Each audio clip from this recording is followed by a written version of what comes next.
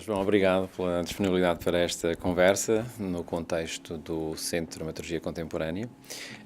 Talvez possamos começar, e esta entrevista será conduzida, digamos, participada entre mim e a Eleonor Barata, pelo fim, em vez de começarmos pelo princípio, olhando agora também para particularmente o teu trajeto, a tua relação com a nova dança, tendo em conta a diversidade, a pluralidade de trajetos e de caminhos que os protagonistas da nova dança desenvolveram ao longo destas 2 décadas. Qual é o teu lugar? Como te vês nesse trajeto? No ponto de chegada 2016 e a partir desse ponto de chegada ou o ponto de transição? Pois, eu tenho...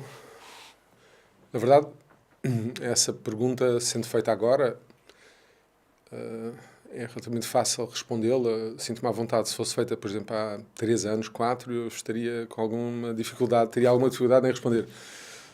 Porque, na verdade, só agora, nos últimos 2 anos, é que eu consegui olhar para trás, ou seja, o que fazer daqui para trás, não é?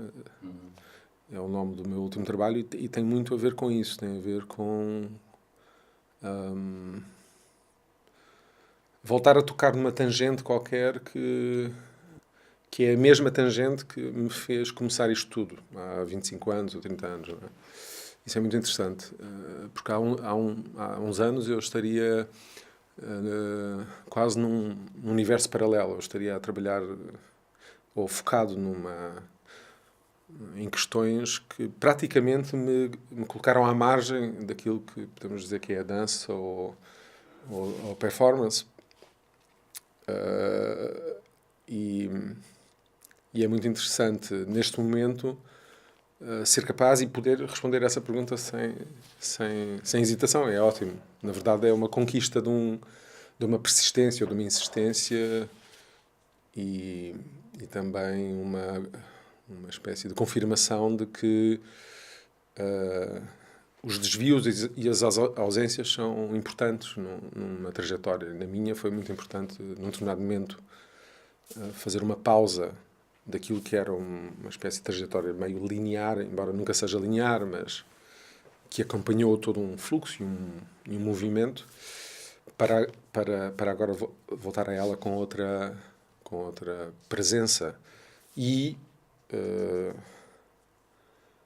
com a capacidade de olhar também criticamente para aquilo que fiz e para o lugar que eventualmente tenho nessa trajetória.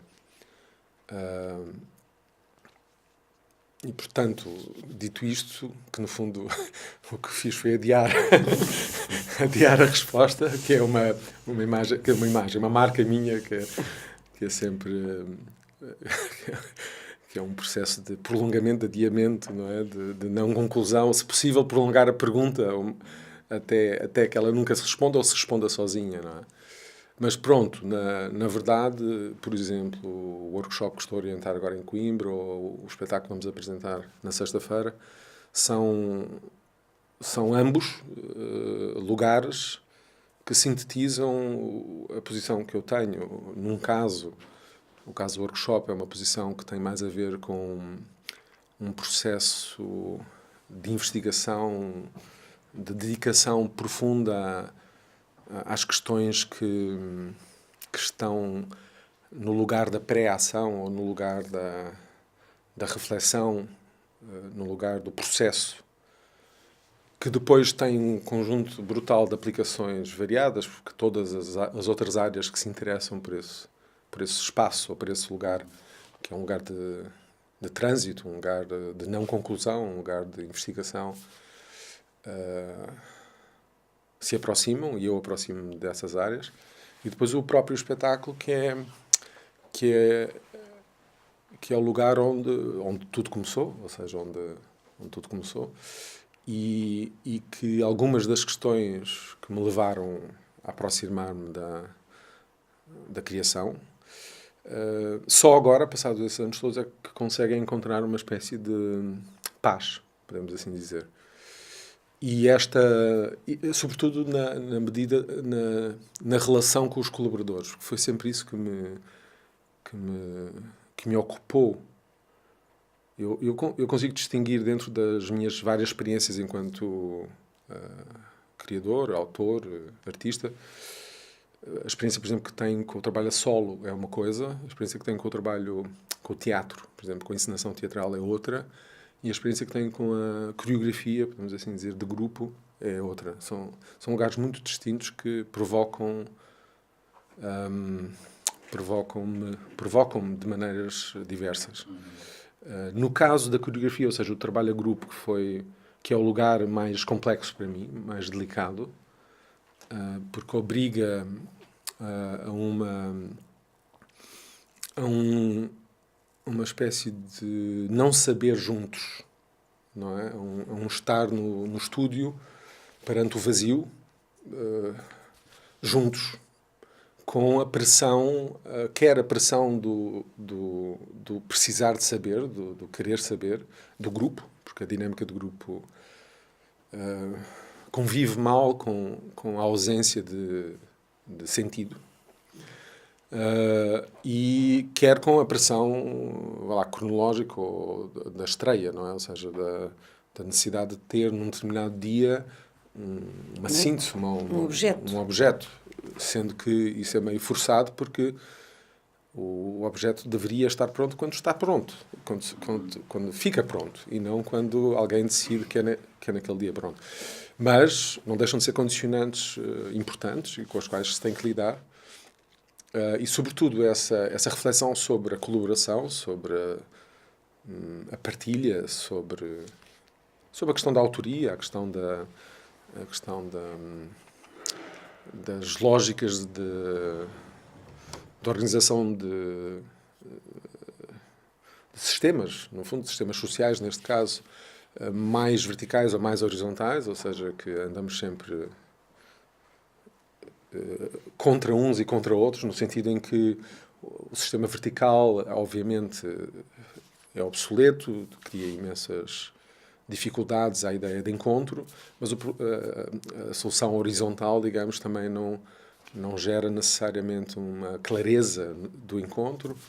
Bom, então, essa questão que me acompanha desde o início teve agora nessa criação que eu estou a apresentar aqui uma espécie de clarificação muito bonita, ou seja, algumas das angústias que eu fui carregando ao longo dos anos e que quase me fizeram desistir deste trabalho em conjunto, porque eu não queria cair na ratoeira de ser eu a decidir, mas também não queria ser escravo de uma espécie de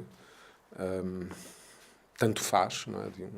Bom, e agora com esse trabalho, de facto, finalmente atingiu-se uma qualidade de convivência do grupo, que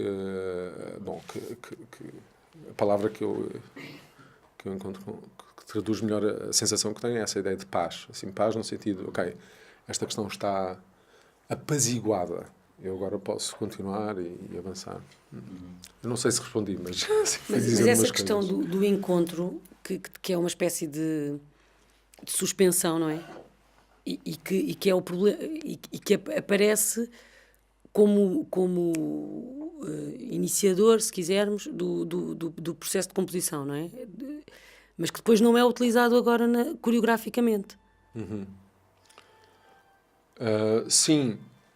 Ou seja, uma das coisas que eu percebi, e na verdade percebi nesses últimos 7, 8 anos, porque é o intervalo entre a última criação de grupo que eu fiz em 2007, Para Onde Vai a Luz Quando Se Apaga, que por coincidência também era uma pergunta, e agora o que fazer daqui para trás, que também é uma interrogação, não é tanto uma pergunta, mas é uma interrogação. Mas tu tens sempre títulos muito longos. Isso acontece também. E que são sempre... Obrigam uma...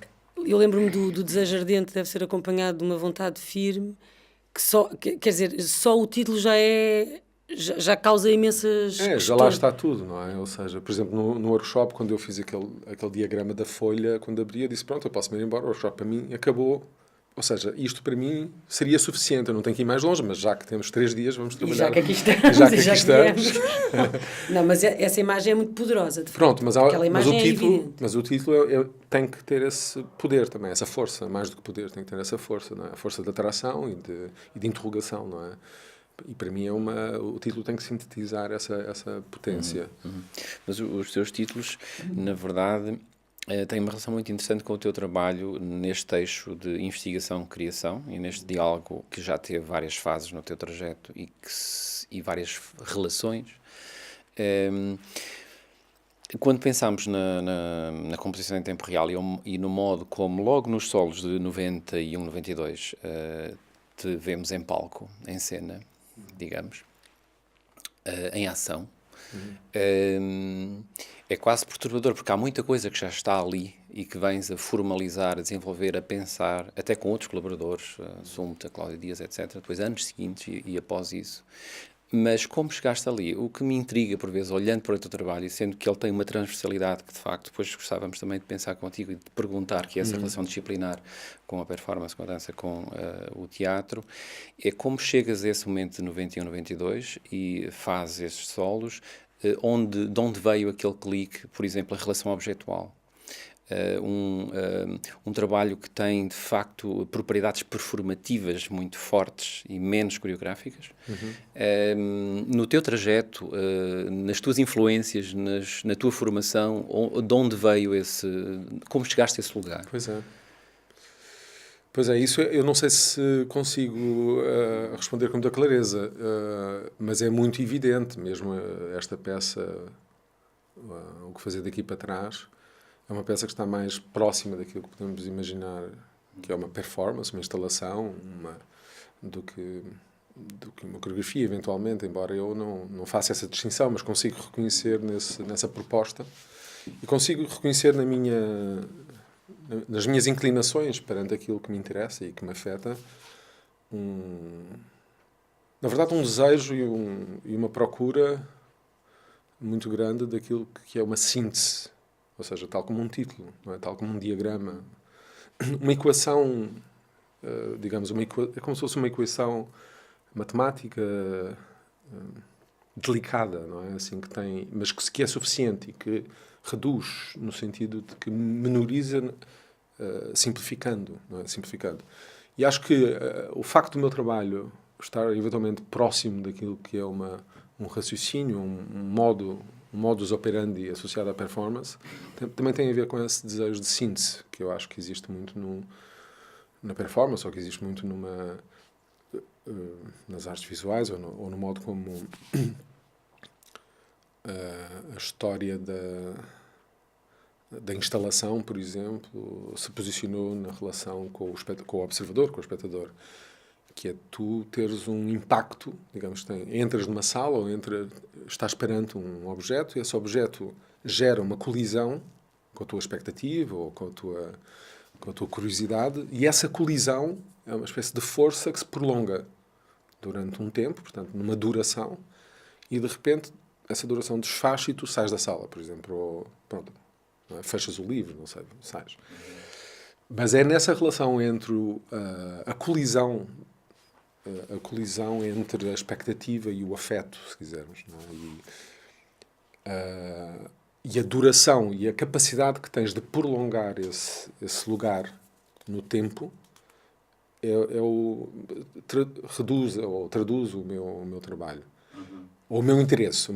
E depois, claro, a partir daí as minhas obras serão sempre obras que tendem a não ser muito complicadas, embora sejam complexas, mas que tendem a trabalhar com esta relação simples entre impacto e duração, não é? Entre presente e duração. E é aquilo que me preocupa quando me relaciono com o desejo de criar. Aquilo que me preocupa primeiro é conseguir formular com precisão e circunscrever com precisão aquilo que me afeta. Ou seja, quase formular a questão e não a resposta, não é? E aí perco o tempo que for necessário, nem que seja, sei lá, 80% do tempo que eu tenho, eu perco nessa formulação. Depois preocupa-me a tradução desse afeto num dispositivo que, sendo um teatro, eu tenho condicionantes, sendo uma galeria eu tenho condicionantes, sendo um filme eu tenho condicionantes, portanto, depende do mediador, da plataforma de mediação. Portanto, desenhar um dispositivo e depois prolongar, criar duração. É só isso. Quando é que acaba? Quando, on the edge of collapse, não é? Ou seja, portanto, na fronteira antes de saturar. Não é? Pronto. Quer dizer, no fundo é muito simples, é um modo operativo que eu agora reconheço e consigo identificar nos meus solos, mesmo os primeiros. Pois, é muito claro. E a ideia da memória, como qualquer coisa que se prolonga e que se torna presente, não é? Está mesmo muito presente em todo... E mesmo no discurso da composição em tempo real, ela está lá, não é? Sim. Com a ideia da brecha, que é uma interrupção de tempo, não é? E esse prolongamento tem a ver com isso, com o quase juntar o passado e o presente, será isto? Ou torná-lo... circular, não é? Sim. Ou seja, fazer com que... Ou seja, dobrar o tempo, não é? Que na verdade já está dobrado. Quer dizer, o tempo já está dobrado. A gente é que por uma questão de facilidade. Uma questão de facilidade, a gente o tornou flat.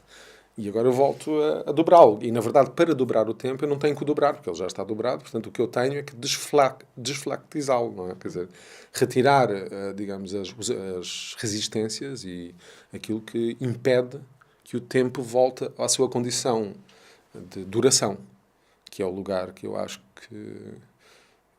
quer dizer, sim, de retroatividade também, de um tempo circular em espiral e não em loop, porque se ele ficar em loop morre. Mas em espiral, a espiral é essa, que é gerada por ligeiras diferenças que o próprio sistema gera, e portanto tu praticamente não tens que gerar essa diferença. Tu tens é que gerar repetição. A repetição tenderá ao loop, mas como não existe... como as próprias condições do sistema se alteram... Exato, e como a diferença emerge da própria repetição, é suficiente, digamos, essa constatação de que a diferença emerge, é uma consequência e não uma causa, é suficiente para que a espiral se vá produzindo e, portanto, tu não chegues a morrer por estagnação. Portanto, não se trata nem de impasse, nem de estagnação, trata-se de suspensão, de lapso, se quisermos, de duração, e gerir. A partir daí é só gerir essa tensão, essa potência, se quisermos, não é?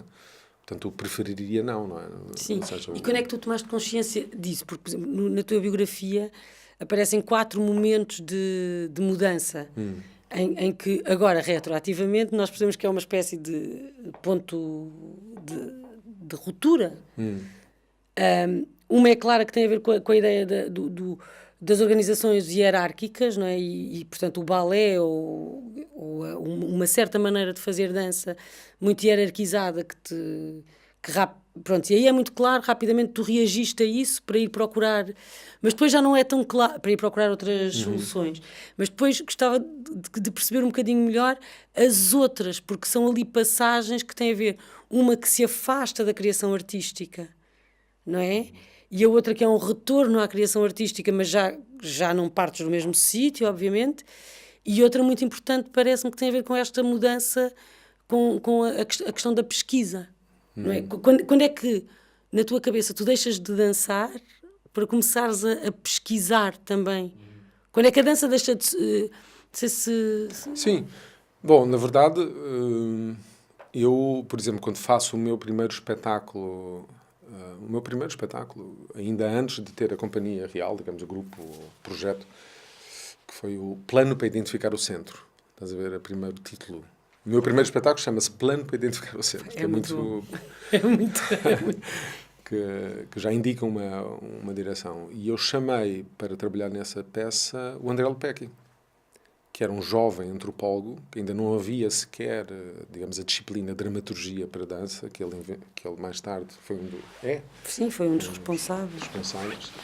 E porque para mim era inevitável essa relação com a pesquisa. Aliás, acho que o nome que lhe demos era pesquisador, quase assim uma coisa. Porque ainda não havia nome, não havia... eu nunca consegui, na verdade, nunca consegui criar uma distinção, uma cisão entre esses dois processos. São absolutamente o mesmo para mim. Ou seja, investigar, pesquisar, ou criar, ou dançar. Sim, ou dançar. Na verdade, a dança começa sem... Ou seja, eu acho que primeiro fui investigador, ou seja, no sentido curioso, interessado, no sentido inquieto,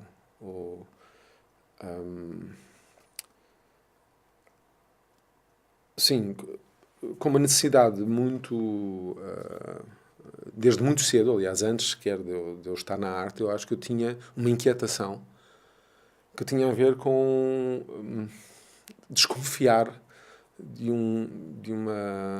desta sensação de normalidade, não é? Ou de ideia de real, inclusive, de tempo, pronto.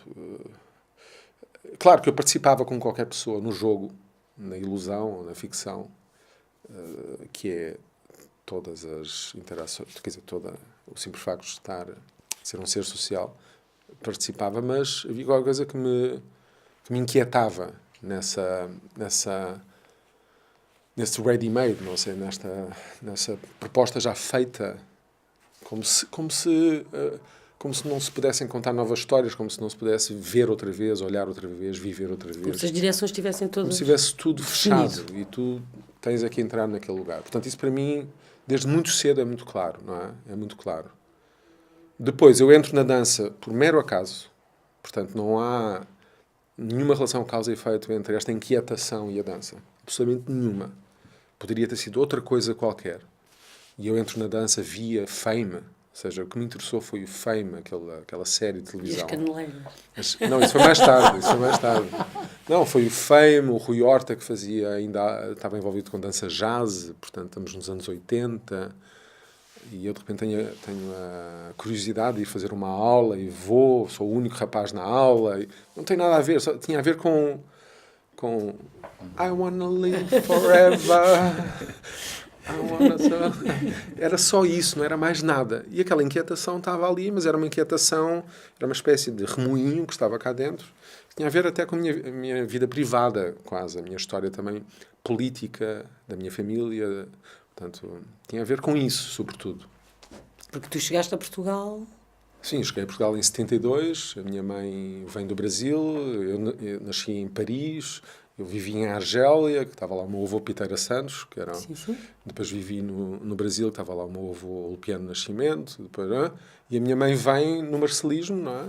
A achar que... Agora é que é. Agora isto vai mudar e está tudo bem, e ela foi presa logo no aeroporto, não é? E nós fomos para a casa de uns tios. Eu e a minha irmã. E logo a seguir, isto em 72, fim de 72, 73. Em 74 dá-se o 25 de Abril... Minha mãe, entretanto, é libertada, claro, e depois dá-se o 25 de Abril, o meu avô vem, há toda uma experiência. Eu tenho 8 anos. E depois, em 75, dá-se um acidente muito brutal. A minha irmã morre, tipo à minha frente, praticamente, num acidente de casa, de elevador. Foi uma coisa muito brutal. Eu tenho 8 anos, 9, e isso inaugura... quer dizer, esses 3 episódios, podemos assim dizer... digamos, a vinda do Brasil para Portugal, o 25 de Abril, a prisão da minha mãe, o 25 de Abril e a morte pelo acidente da minha irmã, são 2 anos ali no intervalo, e eu tenho 7, 8, 9 anos, que quer dizer, definem a minha relação com o tempo, e a minha relação com o espaço, e a minha relação com a ideia de ficção, de realidade, de tudo, não é?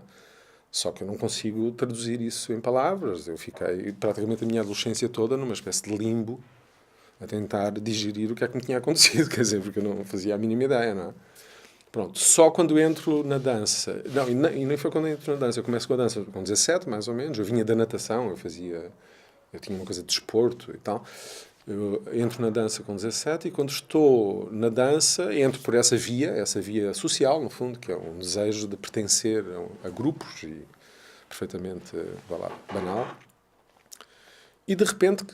é um acaso absoluto, eu, nesse processo, encontro o Rui Horta. O Rui introduz-me algumas novidades, que eu fui, entretanto, no primeiro verão que é em 84, acho, no primeiro verão que eu começo a dançar em 84, no início, janeiro, fevereiro, no primeiro verão, ele vai a Nova York, nós ficámos amigos e, entretanto, eu fui com ele a Nova York esse verão, fiz aulas de jazz no Steps, no estúdio onde a Madonna fazia aulas de jazz também. Mas não conheceste a Madonna? Acho que a gente se cruzou um ou dois dias. Não sei.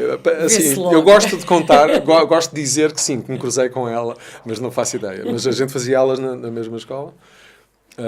E estamos em 84, não é? Pronto, depois eu volto e acontecem os grupos...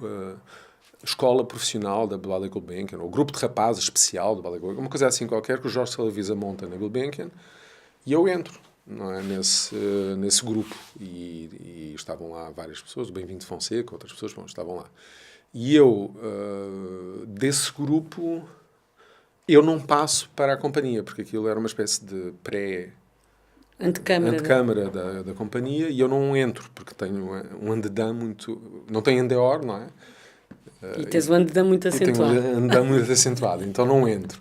E aí decido voltar para Nova Iorque, em 94, 95, e fico 2 anos em Nova Iorque. E é aí que eu faço uma espécie de descida, que é uma subida, na verdade, mas que eu vou da Uptown, onde estavam os estúdios de dança jazz, lá na rua 74. Depois eu desço para a rua 14, que é onde estavam estúdios mais ligados às técnicas de dança moderna, Limon, Martha Graham, fiz... Cunningham? Cunningham ainda não. Ainda não estava lá. Cunningham é mais em baixo, não é? Ainda é mais para baixo. E é aí que eu vou mais tarde, onde começo também a fazer aulas de Cunningham e, sobretudo, eu, entretanto, volto a Lisboa, começo a dançar com a Companhia de Dança Lisboa numa primeira temporada, depois volto outra vez porque ganhei uma bolsa de estudo no Jacob's Pillow Dance Festival, que é em Massachusetts.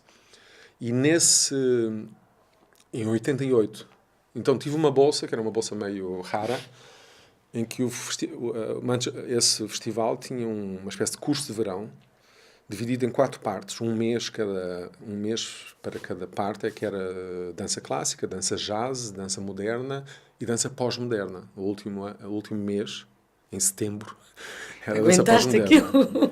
E eu ganhei uma bolsa para esses 4 meses, que era uma coisa que não era muito comum. E eu fiz tudo. Ainda no dia estive a ver na página dos arquivos dele, está lá o meu nome, a dançar as danças clássicas, quer dizer, porque eu fiz tudo mesmo a sério, assim, era, pronto. E já estava meio farto daquilo tudo, ou seja, aquilo já confirmava que não era por ali, eu já estava meio... Quando aparecem os pós-modernos, quando aparecem por ali adentro a Trisha Brown, o Steve Paxton, o Amagatsu do Sankai Juko, David Gordon... Estiveste com eles? Estive com eles, sendo que o curso principal, que nós tínhamos um curso durante o período todo, era com a companhia da Trisha Brown. E depois tivemos masterclasses com os outros, não é? E houve 2 episódios nessa experiência, em 88, 2 episódios que me marcaram para sempre, não é? Até hoje. Um foi a própria experiência com a Trisha Brown, que ela, pronto, foi de uma generosidade brutal. Eu até lhe fiz uma entrevista que depois não gravou no primeiro dia, eu voltei e ela fez outra. Eu tenho lá em casa, numa cassete qualquer. Mas a Trisha Brown foi de uma generosidade muito, muito incrível e uma coisa muito simples que ela disse, porque era um curso de composição, na verdade. Ela disse, façam o vosso método. Assim, e eu levei à letra. Não, mas façam o vosso método no sentido... Eu fiz os meus, eu encontrei os meus mecanismos e ela partilhou todos os mecanismos connosco, não é? E lembro-me que alguns dos exercícios era simular métodos. O que é que seria um método para ti? O que é que seria um processo? E aquilo, de facto, eu nunca pensei que eu pudesse. Quer dizer, eu sempre pensei em seguir métodos ou, sei lá, aprender técnicas, mas não necessariamente eu. Pronto, isso foi muito importante. E o outro impacto foi com o Steve Paxton, não é? Com quem eu tive o primeiro contacto com a Contacto Improvisação. E, sobretudo, de um espetáculo que vi dele, que se chama Goldberg Variations, que vi ao vivo. E em 88 foi 2 anos depois de ele ter estreado essa peça. E pronto, que é uma peça de uma simplicidade e de uma clareza absolutamente estonteante, onde na primeira parte o Glenn Gould toca Goldberg Variations e ele tem 17 anos, e na segunda parte o Glenn Gould, já com 70 ou 60 e tal, toca outra vez o Goldberg Variations, e a peça é 2 vezes a mesma música, com um pequeno intervalo em que ele muda de t-shirt, e é essa a peça. Depois com uma investigação muito fina em torno daquilo que é a improvisação, daquilo que é... Ele estudou muito as 2 peças, etc. Pronto, esses 2 eventos são fundadores para mim. Entretanto, em 88, eu sou convidado, e aqui há uma espécie de cruzamento de tempos, que são...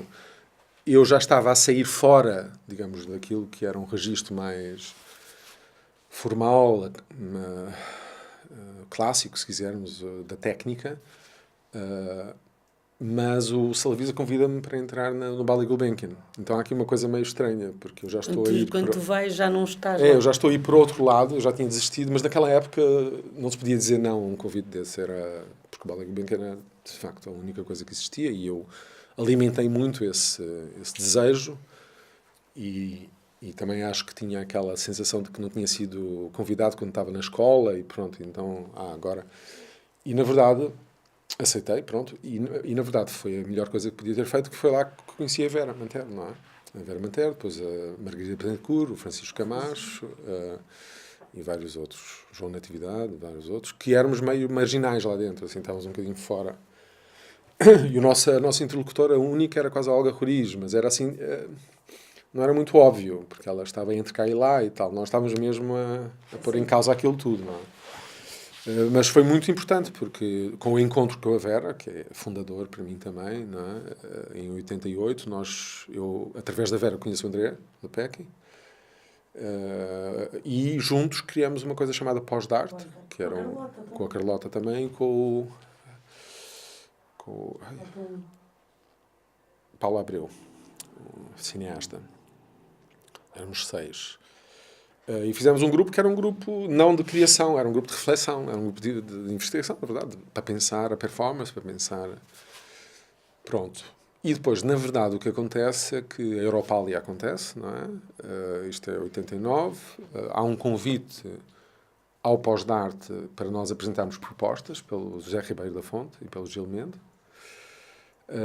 e nós decidimos apresentar propostas. Eu apresentei uma, a Vera apresentou outra e o Francisco outra. Que eram solos, não? No meu caso era uma peça de grupo, que se tornou a primeira peça que eu fiz, que é o tal que é o Retrato da Memória enquanto Peso Morto, que na verdade estreiei aqui em Coimbra, na BUC, não é? Na antiga rodoviária.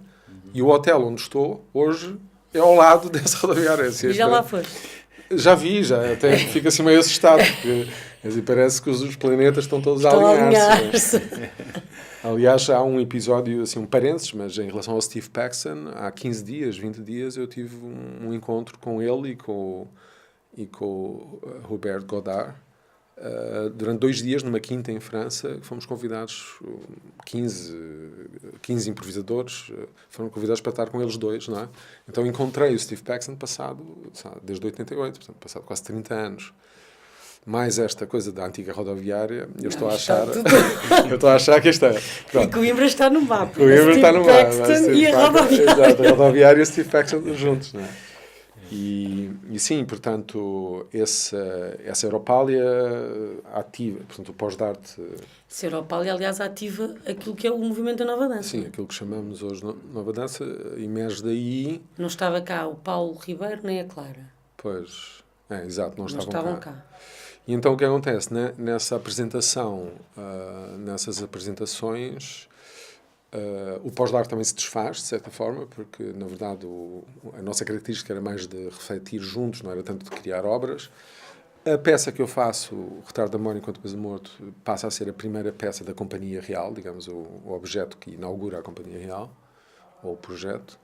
Mas há uma história também interessante aí, porque esses anos são particulares.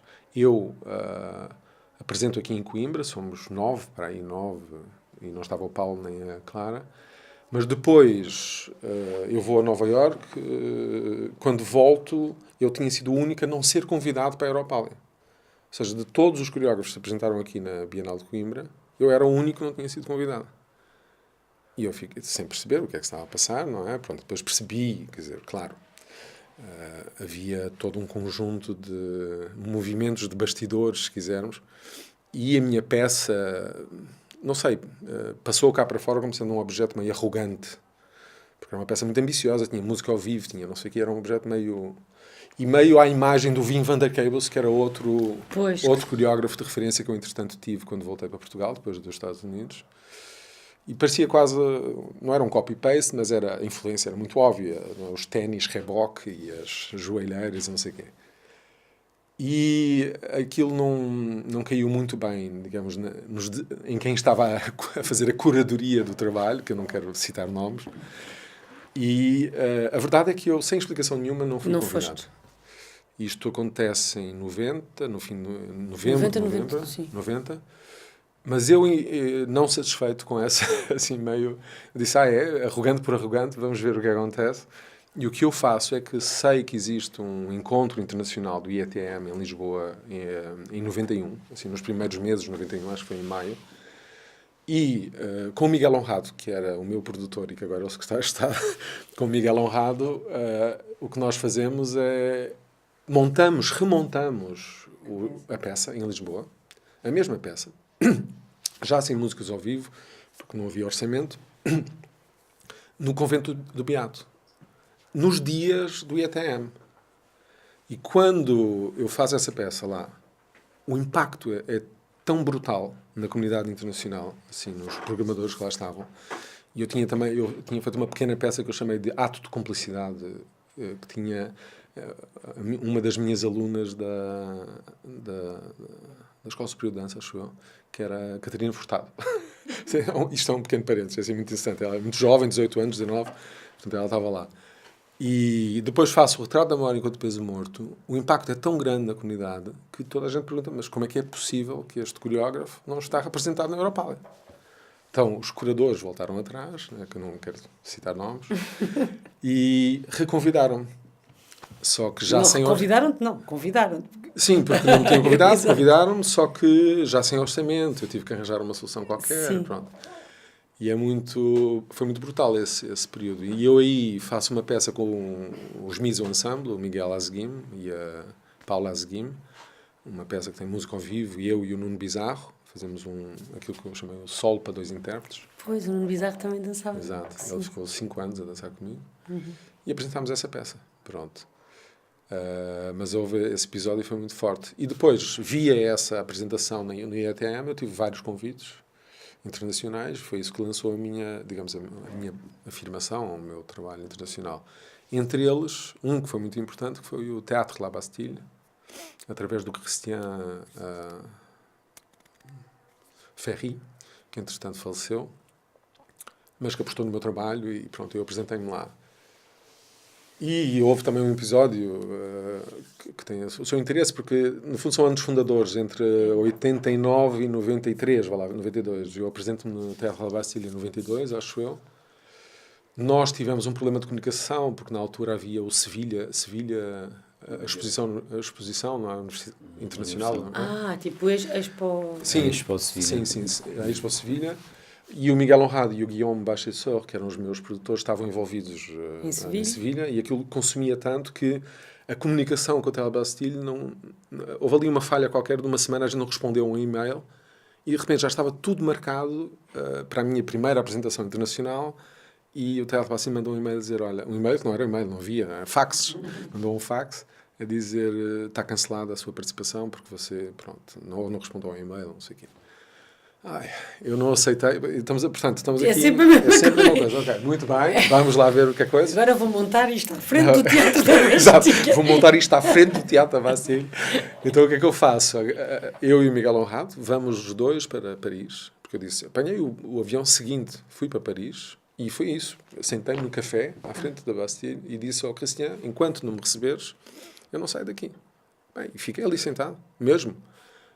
E passou 2 dias, ele não foi, eu não fiquei 2 dias ali e voltava, não é? Mas de repente ele lá veio ter comigo, falou comigo e chegámos a um acordo. E o acordo era: tu vens sem cachê, só com ajudas de custo, nem viagens, nem nada. Portanto, se quiseres, vens, mas vens sem caixa e sem nada. Porque já estava o programa impresso, já havia tudo, não é? E eu disse sim, claro. Depois logo resolvi o problema. Então, ganhámos um apoio da CP, metemos todos no comboio, com a cenografia no comboio, e fomos para Paris, dançámos em Paris. A Silvia Real, que dançava comigo, magoou-se, portanto teve um pequeno Qual acidente. era a peça? O Retrato da Memória enquanto peso morto. Esse. Ela magoou-se, teve um pequeno acidente, tivemos que remontar a peça para 4, que era de 5, no dia da estreia. Mas conseguimos. E fizemos a peça, e a peça foi um sucesso brutal. Teve, assim, críticas no Libération, Le Monde, no Nouvel Observatório. E foi daí, pronto, a partir daí, ok, pronto, agora já está. E, de facto, a partir daí a coisa começou-se a desenrolar de uma maneira mais potente. Mas houve ali... Quer dizer, eu podia não ter acontecido. É muito simples, não é? Mas é muito interessante este nexo entre aquilo que é uma certa materialidade, uma série de conjuntos contextuais de produção e criação e o desenvolvimento de carreiras e de percursos de criação. Não é? E o acaso, não é? A coisa e o pode não acaso, acontecer. não é? E como isto, de facto, em certos momentos, isto é a história do século XX das artes formativas, é de facto um operador, não é? Muito importante a ter em conta nos movimentos e nestas dinâmicas de criação. Ou seja, no início dos anos 90, o corpo dançante abranda, o componente de reflexão expande, ganha peso, uma certa dinâmica de espacialização e de objetualidade invade o palco, mas tu, mais que os teus colegas de geração, radicalizaste esse momento e essa componente reflexiva, não é? Racional.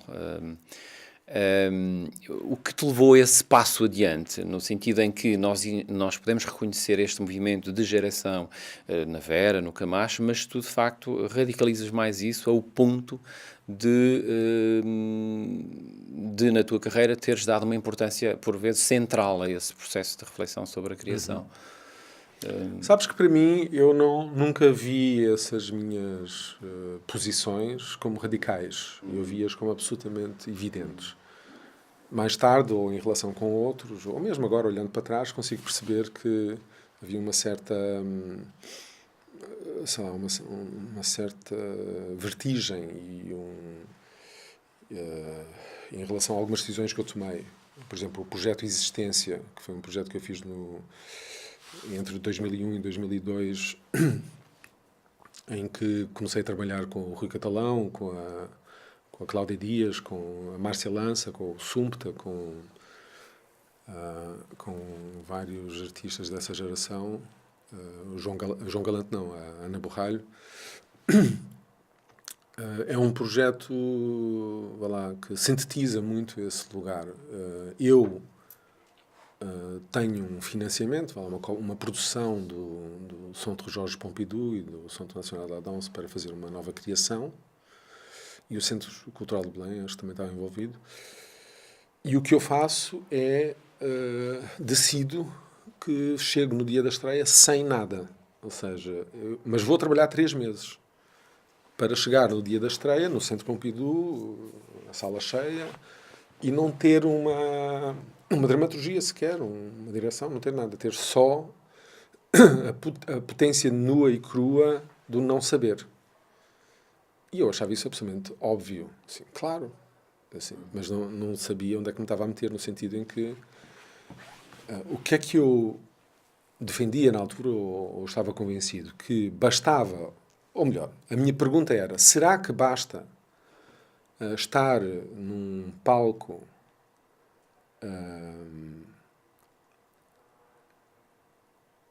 sem ter um futuro pré-estabelecido, mas com uma espécie de princípios, premissas, ética, se quisermos, de presença? Será que a ética de presença é suficiente para eu sobreviver 1 hora ou 1h30 diante de 400 pessoas? Ou eu tenho mesmo que ter a papa toda feita e o projeto todo feito e fingir que não sei? Ou seja, porque havia toda esta questão, e que no fundo é a minha grande investigação entre a improvisação e a dramaturgia ou a composição, não é? E a questão da verdade, não é? E a questão da simulação, da verdade, do real. A própria companhia chama-se real porque é essa a questão, mas a questão de fingir ou não. Eu estou ali a fingir que não sei. Não, eu não sei mesmo. E será que esse não saber mesmo é suficiente como matéria até dramatúrgica? Porque o espectador já vem com toda a carga, o espectador já vê o que quer. Portanto, se eu estiver em cena sem saber, ele vê algo. E eu não tenho que lhe dizer mais nada. O que eu tenho é que não hesitar. O que eu não posso é denunciar que não sei. Porque não se trata de... Eu nem informei ninguém que era uma improvisação. Portanto, ninguém...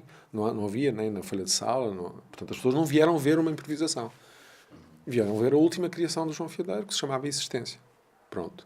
Sentaram-se e observaram. E o que havia em cena era, na verdade, havia uma mesa em que eu e o Catalão estávamos sentados nessa mesa a falar. E, portanto, era como se essa conversa fosse o início de uma base qualquer, era a folha branca, não a página em branco, mas era uma base, para que os outros performers que estavam fora, visíveis, mas fora desse espaço que nós convencionámos como espaço de ação, ou de existência, no fundo, entrassem no sentido de interromper, lá está, ou de interromper, ou de amplificar, ou de sublinhar algo que estivesse a acontecer nessa conversa, quer ao nível do conteúdo, quer ao nível de uma gestualidade, quer ao nível da... Pronto. E treinámos isso durante 3 meses. Assim, foi... Todos os dias ensaiámos, não sei quantas horas por dia, para trabalhar nessa identificação da brecha, ou seja... Pronto, e chegámos a pontos de afinação absolutamente belíssimos, extraordinários. Depois o que aconteceu foi que, com o espectador, tudo mudou. Ou seja, tudo o que trabalhámos não foi inútil, mas quer dizer, foi por água abaixo, porque mal aparece o espectador, entra uma espécie de hiperconsciência da tua presença, não é? E aquela simplicidade que acontecia no estúdio, que era, de repente, sei lá, eu via uns livros em cima de uma perna e pegava noutro livro e metia em cima dessa perna, depois pegava noutro livro e metia em cima dessa perna e começava a compor com uma coisa que já lá estava e tal. Tudo isso desaparecia. Parecia que havia uma espécie de... Cegueira aos detalhes, às oportunidades que aquela conversa ia gerando, não é?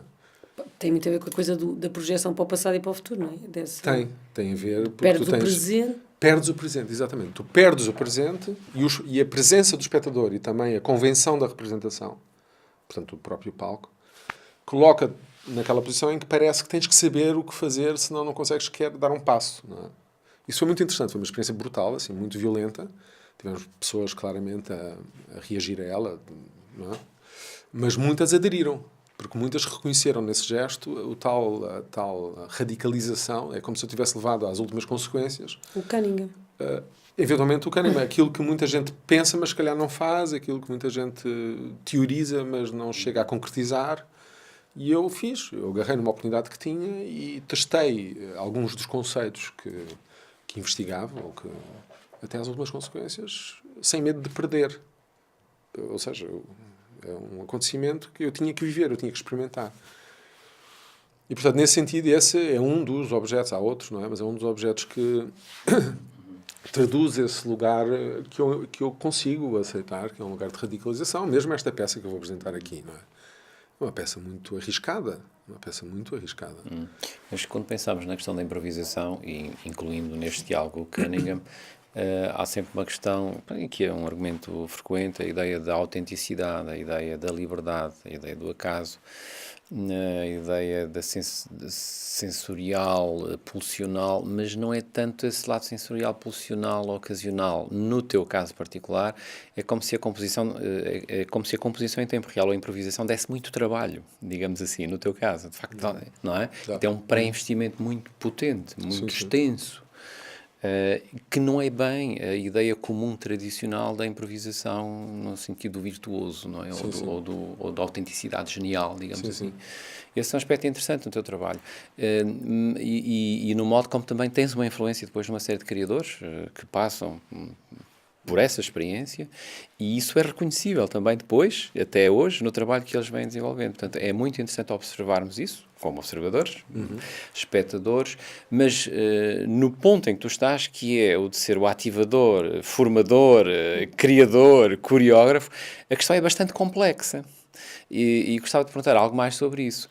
Porque, apesar de tudo, e de estarmos aqui na década de 90, tu depois vais ao teatro, tens várias experiências no teatro, com os artistas unidos, por exemplo, não abandonas todo o corpo em movimento, e mantens uma relação de interesse, pelo menos, não é, com esse universo, e vais persistindo e levando mais longe o teu trabalho de reflexão, ao ponto depois do projeto Andlab ser de facto quase totalizar, não é, o espaço real. Consumir, não é? Exatamente. O que é que te motivou a manter esse diálogo com o teatro enquanto arte, espaço, disciplina, digamos, fronteira, com a dança, com a performance? Como é que se jogou essa relação entre as artes e as linguagens? Sim, antes só de ir aí para esse lugar, eu só queria fazer um pequeno comentário, uma pequena reflexão sobre essa relação com a improvisação, ou seja, o lugar comum da improvisação normalmente está associado a essa ideia de fazer primeiro, pensar depois, não é?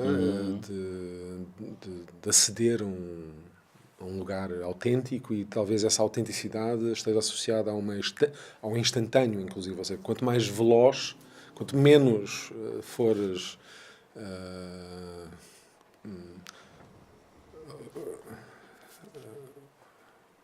quanto menos pensamento, ou quanto menos te observares, mais próximo estás de ti próprio. Bom, essa ideia de...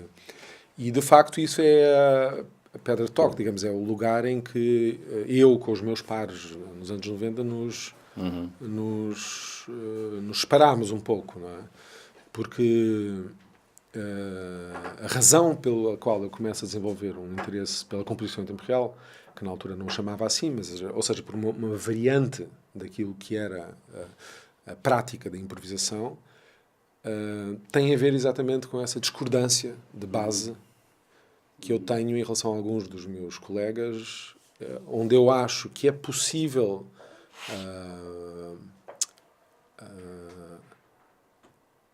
para já é possível suspender e, de certa maneira, pensar no pensamento enquanto ele se decorre, enquanto ele acontece, e isso permite-me estar em dois mundos ao mesmo tempo, ou seja, estar no presente, mas ao mesmo tempo olhar-me de fora.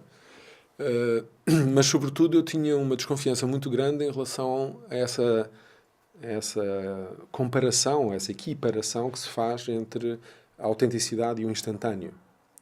Até porque o próprio conceito de instantâneo, e mais tarde vim a perceber isso através da minha relação com as ciências cognitivas ou com a neurociência, não existe. Ou seja, não há instantâneo.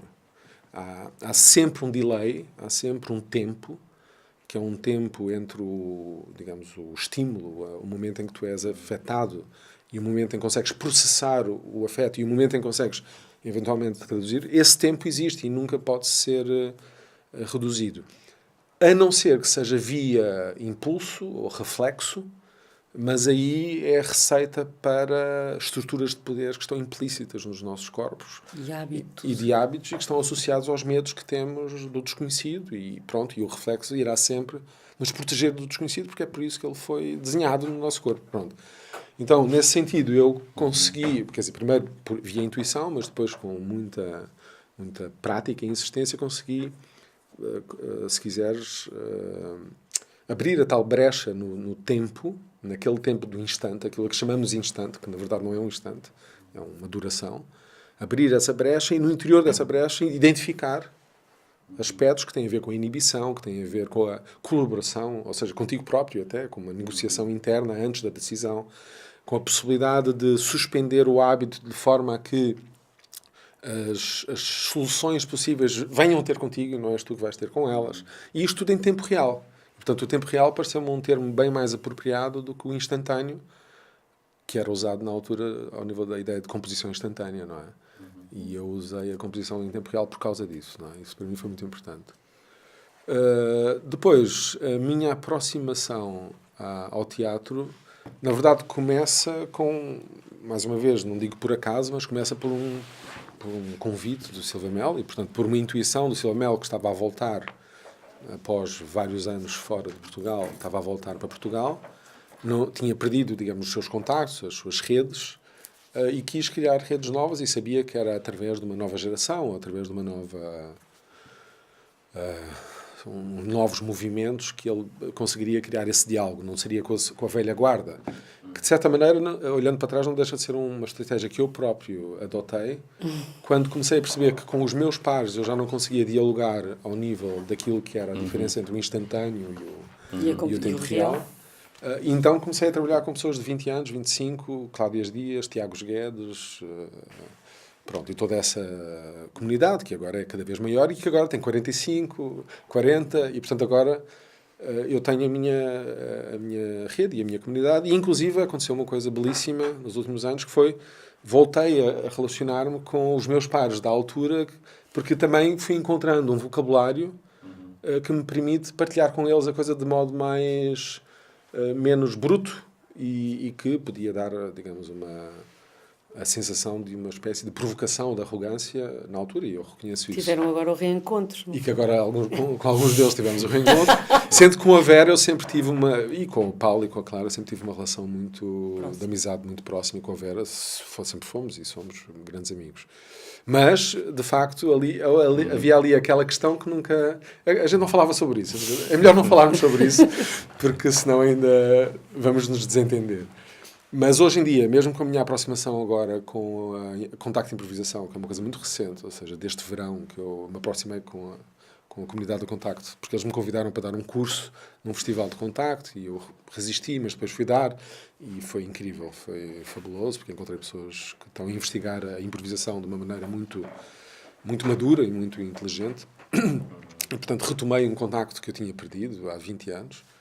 Inclusive fiz algumas jams e portanto é uma coisa incrível, portanto pus o figurino do Contacto de Improvisação e fui fazer a jams, foi muito bom, foi uma experiência fantástica, mas isto só para dizer que o Silva Melo, quando me convida para o teatro, na verdade ele também percebe que com os seus pares não consegue retomar, e ele ouviu dizer ou sabia que havia esta nova dança portuguesa. Isto é nos anos 90, 94, 95, 96. Exato, 95, 90, ele volta em 94, eu acho, 93, 94. Nós fomos convidados os dois para dar aulas num curso que aconteceu no Instituto Franco-Português de Teatro, em que éramos ambos professores lá, e eu era meio responsável pela audição. Portanto, os atores vinham aparecendo e eu... tinham que lidar comigo, não é? A audição era sobreviver ao fiadeiro, não é? E o Pedro Carraca, o Miguel Borges, Miguel um pouco antes, mas toda aquela gente que veio a fazer os Exercícios Unidos, o João Meirelles, não é? Passaram por essa audição. O Bruno, o Simão, não é? Bruno Simão. Acho que sim. António Simão. António. E então... o Jorge convida-me para trabalhar com ele no António Rapaz de Lisboa. E o Jorge faz uma coisa incrível, que eu fiquei assim... Eu para já não sabia o que é que ia fazer, pronto, fui, ele insistiu, ele lá sabia e eu fui. E ele convida-me para trabalhar no António Rapaz de Lisboa e oferece-me, de certa maneira, 24 atores, ou 30, lá quantos eles eram, vá. Porque ele ficava sentado, ele ficava ali... E ele dizia, vá, então nós criámos uma relação que era, eu provocava, criava situações.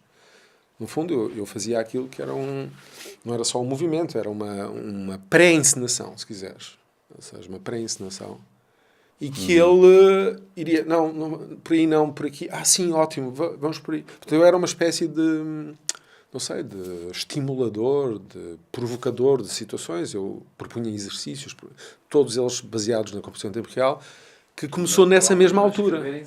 E ele próprio escreveu. Sim. Dramaturgia, mas digamos assim, no caso. Sim. Então eu fui perfeito para ele, porque como não era um texto fechado, era uma coisa que se ia escrevendo, ia-se fazendo, e ele deu-me uma autonomia brutal. Depois eu fiz mais umas 5 ou 6 peças com ele. Portanto, e ensinaste lá também. Mais tarde, não é? Mas nessa altura foi o Fatser, o Coriolano... E o teu lugar de colaboração era esse, de facto? Esse ativador? Sempre foi esse. Okay. A gente nem sabia como dizer, porque não havia um nome para isso. Mas, na verdade, eu quando mais tarde vim ensinar as minhas peças, não é? O À Espera de Godot, ou a Sarah Kane, no 448, eu fiz a mesma coisa que fazia. Portanto, o que eu fazia, no fundo, era uma espécie de pré-encenação. Um assistente de encenação, digamos assim. Um assistente de encenação. Digamos, era a expressão mais justa, provavelmente. Eu acho que a gente chegou a chamar dramaturgia do gesto, uma coisa assim. Uma coisa... A gente tentou umas denominações, mas que não se encaixavam muito bem. Mas era, francamente, uma assistência de encenação. E o que é que isso representou para ti, esse confronto com a máquina teatro, com a questão da representação em teatro, que é manifestamente diferente da tua ideia de representação, sequer como conceito? O que é que isso representou? Ou veio apenas confirmar? Não, foi surpreendente, porque eu senti muito à vontade no teatro. Sinto-me ainda hoje. Este ano ensinei o Prometeu, não é? Ou uma parte do Prometeu, o convite do Teatro Griot. E sinto-me muito à vontade com o teatro, na verdade, porque o teatro oferece uma coisa brutal, que é, o teatro oferece-me a luz, no sentido em que distrai o espectador, portanto, distrai o espectador. E eu, com essa distração, consigo trabalhar na periferia do acontecimento, na sombra, que é o meu lugar de eleição, não é? Mas eu, para ter uma sombra de qualidade, preciso de uma luz de qualidade. E, portanto, o teatro sempre funcionou para mim dessa maneira. A Sarah Kane, por exemplo, ou a À Espera de Godot, mas a Sarah Kane, para mim, foi o projeto mais impactante. Porque, como aquilo é quase um poema, não é? O 448 é quase um poema, e é uma coisa que não sabes bem se estás à frente, se estás atrás, quem é que está a falar, pronto. Eu... Na verdade, limitava-me a colocar em imagem algumas das situações que a dramaturga ou o dramaturgo propõem, e dentro dessa imagem eu ia trabalhando em quê? Em duração, em detalhes, em olhares que se prolongavam um pouco mais, na poeira, no fundo. Eu trabalhava na poeira portanto, e o teatro sempre me fascinou. E por causa disso, não é? E com o Silva Melo eu tive 5 anos, não é? Desde 95 a 2000, que foi exatamente o período em que eu comecei a estabelecer as premissas da composição em tempo real. E, portanto, foi o meu grande laboratório, se quisermos. Ele nem sabia disso, ele nem se interessava muito em composição em tempo real. Tal. Portanto, ele não queria saber. De algum modo ele disponibilizou-te um laboratório de experiências. Um laboratório de experiências com atores fantásticos, cheios de força, que confiavam, que não estavam condicionados pela história da dança ou por uma lógica... Ou pelo que é expectável, não é? Porque os bailarinos às vezes têm muito essa coisa os bailarinos que estão a fazer... têm muita coisa do que é suposto, não é? Mesmo em termos de improvisação, começa já a aparecer de alguma maneira as coisas começam a ficar codificadas. Sim, sim. E nesse sentido eles estavam muito disponíveis porque não tinham nada a perder nem nada a ganhar, estavam a gostar da experiência e havia uma ingenuidade e ao mesmo tempo uma generosidade muito grande pela própria condição da novidade e do encontro e da confiança que se gerava entre nós, não é? E portanto foi um laboratório magnífico entre 95 e 2000 até ao momento em que eu acho que com o Jorge atingimos uma espécie de ponto de saturação, acho que foi saturação sem ser conflituosa, foi só... Eu já queria ir mais longe, e há um pequeno episódio muito interessante que nós estamos a fazer o Goethe, eu não sei qual foi a peça que ele fez, já não me recordo. Dias Felizes, não, isso é o Beckett, já não me recordo, mas há uma peça que fazemos no ano 2000 em que ele tem que ir 3 dias fora.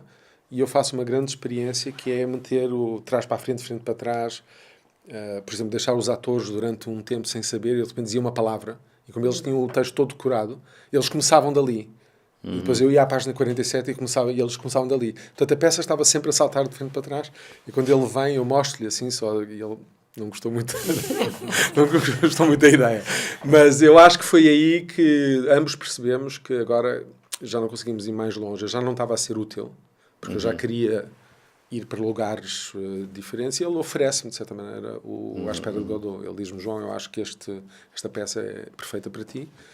E quando eu faço À Espera de Godot, ele oferece-me o Sarah Kane, que isso foi para mim brutal, e depois o Jon Fosse com Night Songs. Portanto, eu faço 3 peças de seguida ali que foram muito importantes para mim. E, aliás, é essa experiência com o teatro, primeiro com o Jorge, mas depois sozinho a encenar, que faz com que eu me aproxime do Rui Catalão, por exemplo, e peço-lhe que ele me dê uma peça para a gente eventualmente partir daí, porque eu fiquei tão fascinado com a ideia do teatro que queria partir daí. E depois, na verdade, não correu muito bem, digamos, essa encenação com performers, e o que fizemos foi o Existência. Ou seja, o Existência nasce da impossibilidade que nós tivemos de concretizar aquele objeto. Mas não será também um sinal de que esse caminho por onde tu tens vindo a caminhar é de facto um caminho que não está exatamente na dança? Ou seja, se te perguntasse, és um coreógrafo, és um criador, ou se te revês como coreógrafo? Sim.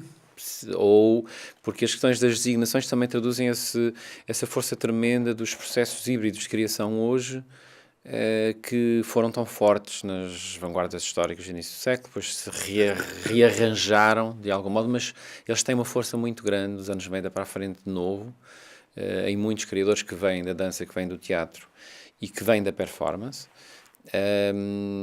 E se não está a surgir um terceiro lugar, digamos assim, não é? Pois eu não te sei dizer mais ou uma sequer vez. se isso é importante, mas de qualquer maneira... não dou muita relevância a isso. Eu escrevi um texto no início dos anos 90, um dos primeiros textos que escrevi, porque entretanto depois escrevi vários textos assim, fui publicando no Público e noutros jornais, e nesse caso era um encontro, uma conferência ligada à dança, em que eu escrevi um texto chamado A Desespecialização das Artes, isso no início dos anos 90, portanto eu já não percebia muito bem essas categorias, ou não queria ser apanhado por elas. Por outro lado, por exemplo, eu agora quando fiz este retorno à dança, passados 7 anos ou 6 de ausência, e sobretudo de 3 ou 4 anos de um envolvimento muito grande num projeto como o EndLab, que é um projeto que está completamente à margem da criação artística e está completamente envolvido no próprio processo daquilo que consideramos ser investigação, quase pura e dura. Eu perguntei-me, será que os meus interlocutores normais ainda lá estarão? Ou seja, se eu... Pronto. E sim, eu marquei uma reunião com o Marco do Teatro Maria Matos, e ele disse, claro, João, sim, vou-te produzir. O Tiago Guedes, claro, João, vou-te produzir. Claro. Ou seja, todos os meus interlocutores, que são aqueles que definem... que te validam. Sim, que me validam, mas também que definem o lugar em que a minha casa, não é? Sim, sim. Sou coreógrafo, claro. Não há dúvida disso. Por outro lado, tens também uma figura como o Delfim Sardo, por exemplo, que acompanha o meu trabalho. Foi ele que, quando era diretor do Centro Cultural de Belém, co-produziu o I Am Here, a partir da obra da Helena Almeida, que eu fiz, e que agora acaba de me convidar para participar na Bienal Zero, ano zero, do próximo ano. Ou seja, ele reconhece no meu trabalho, obviamente, essa tu defines-te mais do sítio de onde vens, não é? Ou seja, se começasses agora, se calhar a tua casa não seria a dança, ou seria? Acho que seria. Era. Acho que seria, porque há um pensamento, há um raciocínio, um pensamento que eu diria que é um pensamento coreográfico, que está por trás de qualquer gesto que eu faça, mesmo que ele seja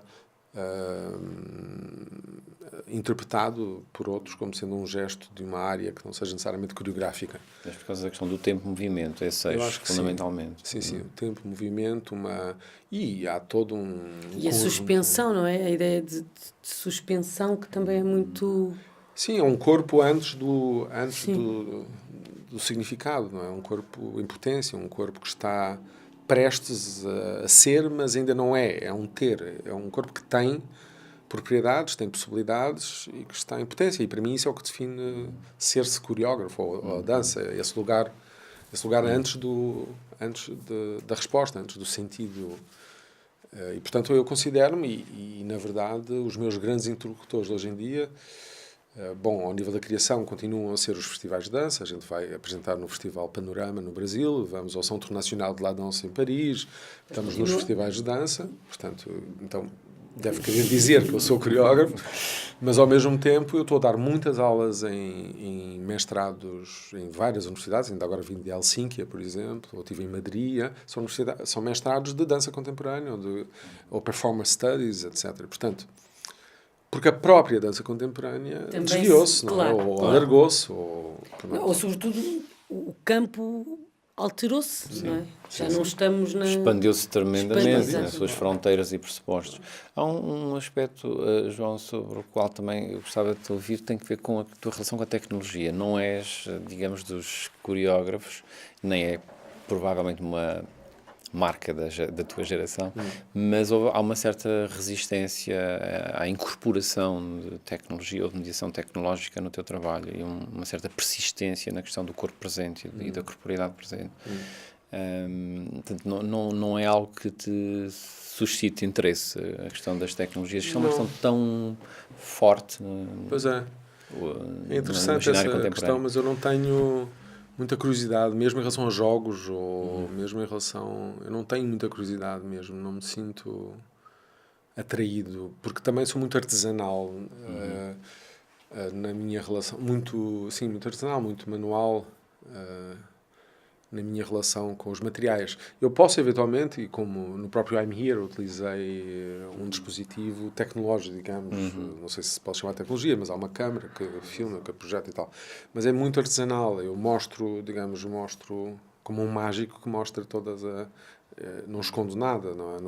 E a tecnologia pode estar presente, mas há qualquer coisa, e ainda por cima, sobretudo hoje em dia, em que a tecnologia ganha uma força brutal nos nossos dias e, portanto, acelera tudo, acelera e espalha e fragmenta tudo. Desfoca, não é? E desfoca. Eu acho que hoje em dia, ainda mais, aquilo que eu tenho para oferecer e que é essa presença e essa relação com o tempo e com o espaço e a presença, é de uma riqueza que, se calhar, há uns 10 anos não era tão rica, mas é cada vez mais necessária, quase... Também por causa daquela coisa que tu falas, desculpa interromper, dos sistemas de poder que, quando são claros e imediatos de reconhecer, são mais fáceis de combater, porque tens determinados alvos, do que quando os sistemas de poder estão disseminados ou estão até implícitos. Implícitos. E essa ideia de combater, sou eu que estou a perguntar, de combater esses sistemas implícitos só com a presença e só com o questionar constante da presença, é uma arma muito poderosa, não é? Sim, acho que é eu não diria combater, eu diria reconhecê-los, ou seja, mapeá-los, conseguir identificar as estruturas de poder que existem quer dentro de mim, quer fora. E depois, sim, há a ferramenta da presença, que na verdade é uma ferramenta de uma presença que tem que estar em constante metaestabilidade, ou seja, que tem que estar em constante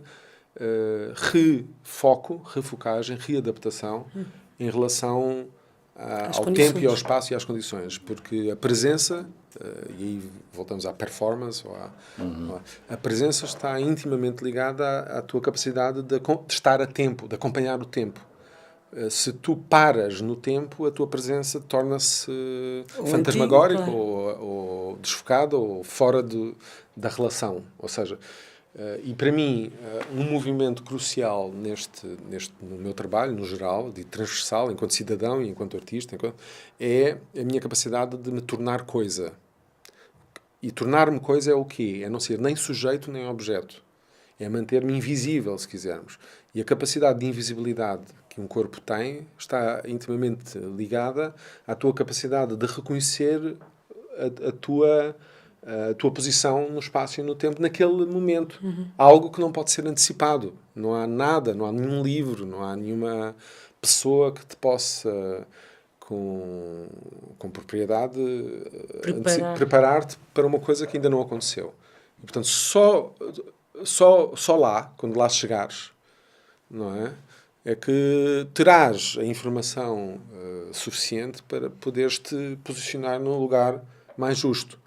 E, portanto, toda a formação, e aí a formação que eu desenvolvo ao nível da composição em tempo real, é no sentido de preparar-te para o desconhecido ao mesmo tempo que faz o mapa daquilo que tens para oferecer, aquilo que carregas, não é? Tu carregas os teus hábitos, os teus modos, isso é fundamental, portanto tens que mapear, mas isso por si é inútil se não tiveres a capacidade de saber que tipo de dose de ti próprio ofereces ao acontecimento no momento em que ele acontecer.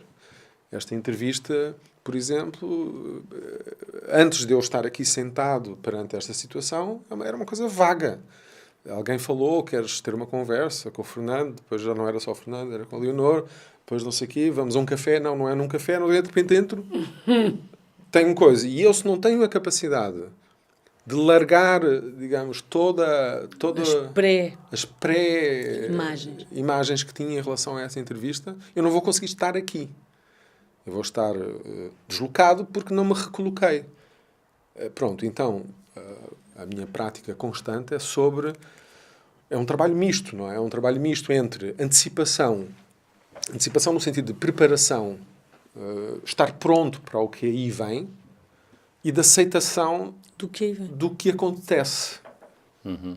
E é nesta relação de forças entre essa capacidade de antecipação e de aceitação que eu consigo manter-me aqui, presente, não é? Uhum. Só um aspecto, João, também que talvez possamos trazer agora, que nos vamos aproximando do fim da entrevista. Parece-te, ou reconheces que neste teu último trabalho há um desejo de comunicabilidade novo ou renovado, no sentido em que há um trabalho de uma grande abstração e reflexão imediatamente anterior, e que neste projeto se reconhece um certo desejo de comunicar, ou de comunicabilidade, eu diria, de facto, parece-me assim um termo possível agora, ou não. E resolvendo com isso este diálogo entre uma ética da criação e o lugar da ética e da política e da arte, como estes lugares se resolvem neste projeto. Aceitavas uma descrição deste tipo, que se recupera aí algo também que é um diálogo com a comunidade, um diálogo com o espectador, sendo certo que o teu trabalho permanece como um laboratório muito forte de percepções, de facto, de tornar as percepções, de dar força àquilo que são as percepções, não é? E a percepção das coisas, não é? Mas essa comunicabilidade parece-me bastante mais evidente, eu diria. Sim, na verdade, o retorno à criação artística é um aceitar e um reconhecer que há coisas que não podem ser explicadas, nem podem ser dissecadas, nem podem ser separadas, nem podem ser justificadas. Há coisas que têm que ficar na sombra e num lugar da potência. E a arte é o lugar de excelência para produzir objetos que não se concluem, não é? E no EndLab, uma das coisas que eu sofri, na minha relação com a Fernanda e o Eugénio, e que levou ao fim do próprio EndLab, foi sentir que, mesmo que a gente falasse sobre não saber, sobre não ter ideias, sobre viver juntos, na verdade a gente estava a falar sobre não saber, sobre viver ideias, não viver juntos. E isso levava a um lugar que pode ser muito perigoso também, que é de uma produção quase pornográfica de conceitos, de teorias, de formulações, que depois tornam-se ruído, não é?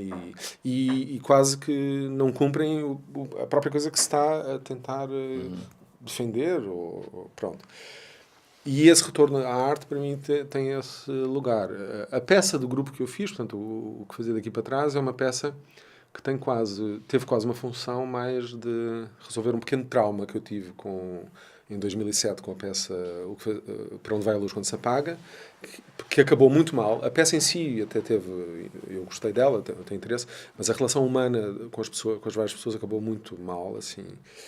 E uma das coisas mais bonitas neste meu novo trabalho foi o facto da Márcia Lança participar nele também. Porque a Márcia, que esteve na última peça, nós tivemos 7 anos sem nos falar, praticamente. Sem nos falar. Porque foi muito duro. Não houve violência, mas foi muito duro, foi uma coisa muito dura.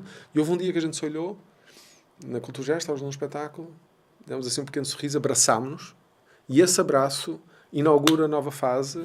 E ela pergunta: estás a fazer alguma coisa? Estou a fazer um workshop, queres vir? Quero. Foi fazer o workshop e entrou na peça. E de repente é uma coisa incrível tê-la neste novo objeto. Mas o momento mais, mais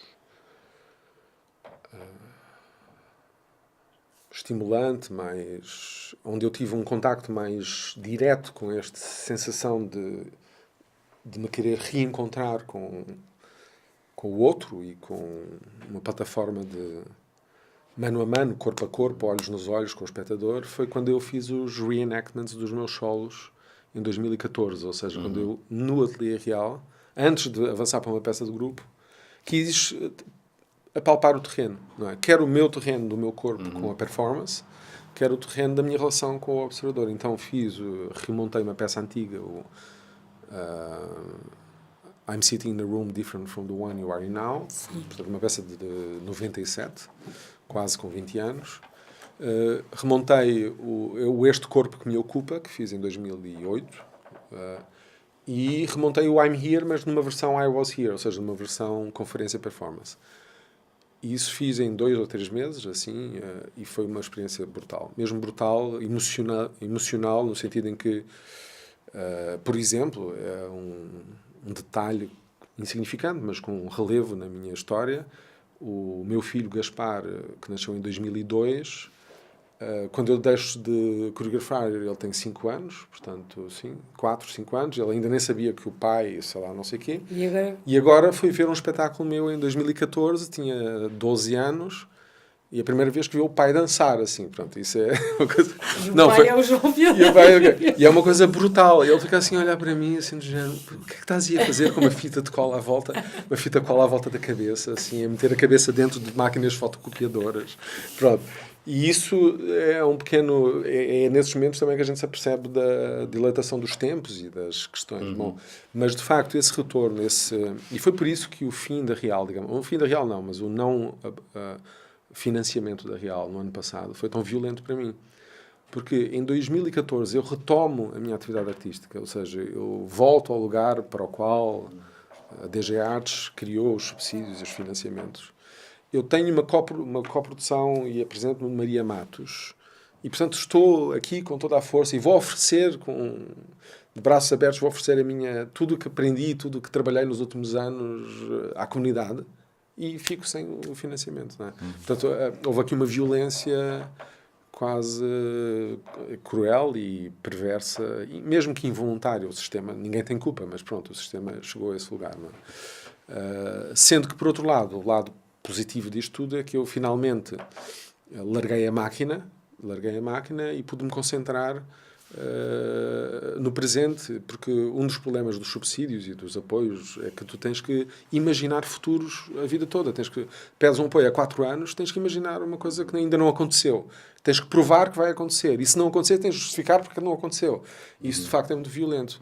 E hoje em dia eu estou a trabalhar projeto a projeto, situação a situação, e sinto-me bastante melhor. E, inclusive, o doutoramento que comecei a fazer agora aqui no Colégio das Artes era impossível antes, ou seja, agora posso me dedicar a isso. E, portanto, esse fim abrupto, embora perverso, foi muito positivo nesse sentido, porque permitiu-me recolocar-me com aquilo que é o tempo presente da minha investigação, porque, de facto, a máquina, tal como ela estava construída...